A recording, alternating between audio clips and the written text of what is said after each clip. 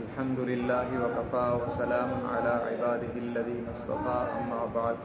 मुअज़्ज़ज़ हाज़िरीन व नाज़िरीन, तज़किरा औलाद रसूल सल्लल्लाहु अलैहि वसल्लम की तीसरी एपिसोड के साथ हम आपकी खिदमत में हाज़िर हैं।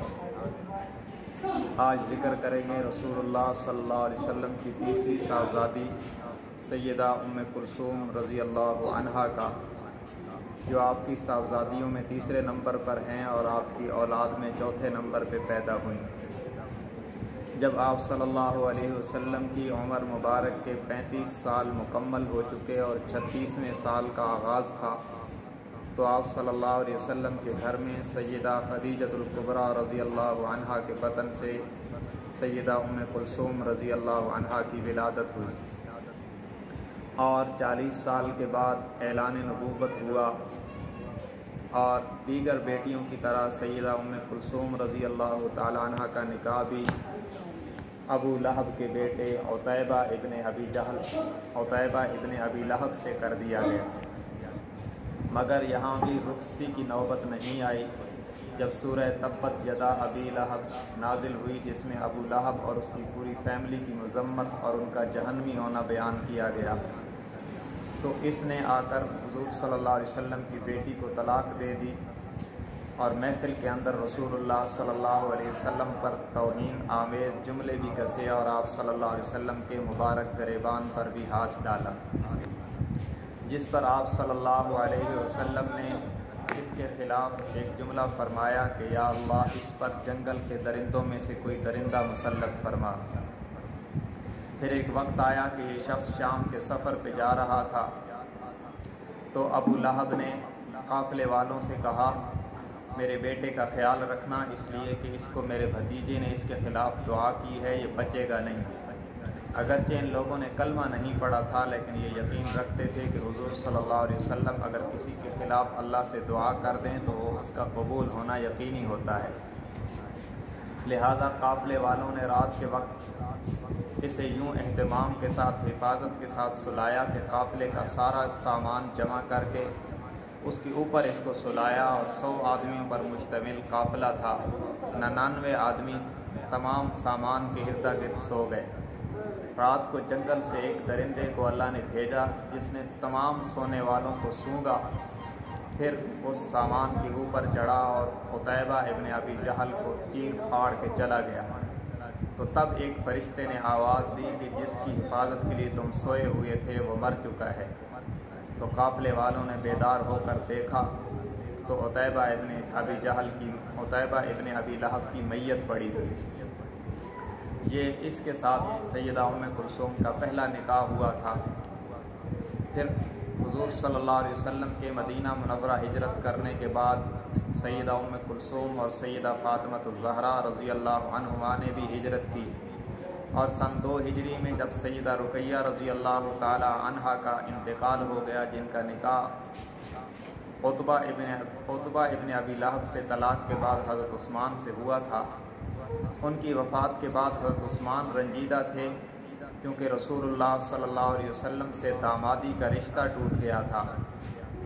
इस मौके पर हज़रत उमर रज़ी अल्लाह ताला अन्हु ने हज़रत उस्मान को अपनी बेटी सैयदा हफ्सा के रिश्ते की पेशकश भी की, जो कि बेवा हो चुकी थी।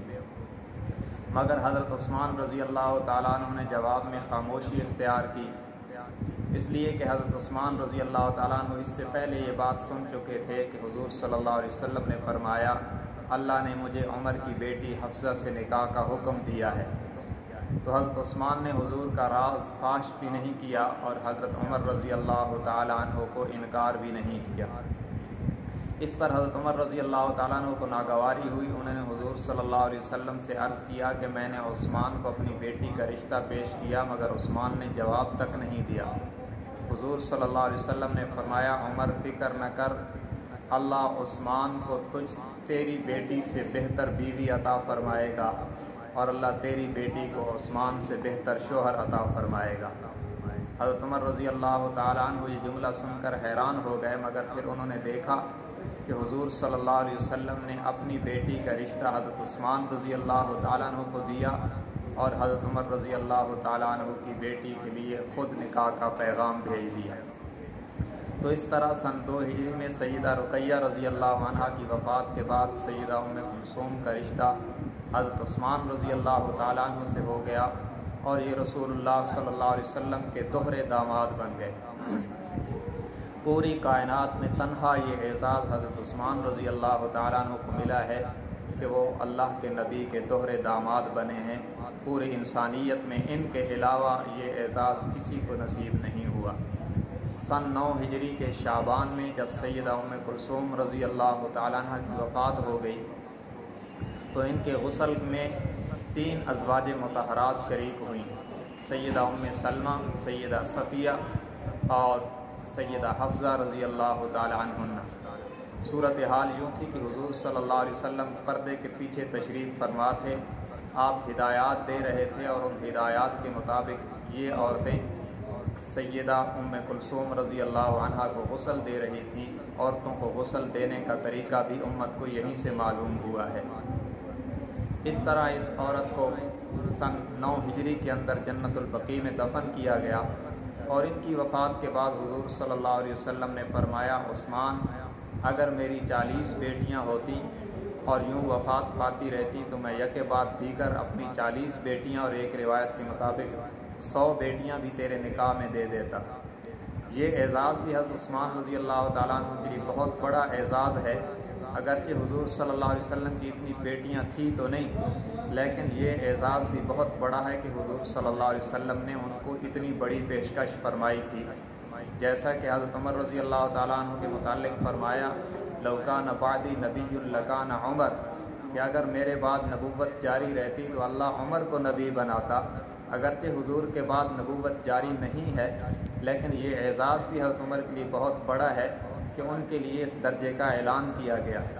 इसी तरह ये एज़ाज़ हज़रत उस्मान के लिए बहुत बड़ा है कि आपने फरमाया, मेरी 100 बेटियां भी होती तो उस्मान ने मुझे इतना खुश किया है इस दामादी के रिश्ते में कि यूँ वफ़ात पाती रहती तो मैं यके बाद दीगर तमाम बेटियां उस्मान के निकाह में देता रहता। अल्लाह तबारक व तआला तमाम आल व अस्हाब को हमारी तरफ से बहुत बहुत जज़ाए खैर अता फ़रमाए। व आखिर दावाना अनिल हम्दुलिल्लाहि रब्बिल आलमीन।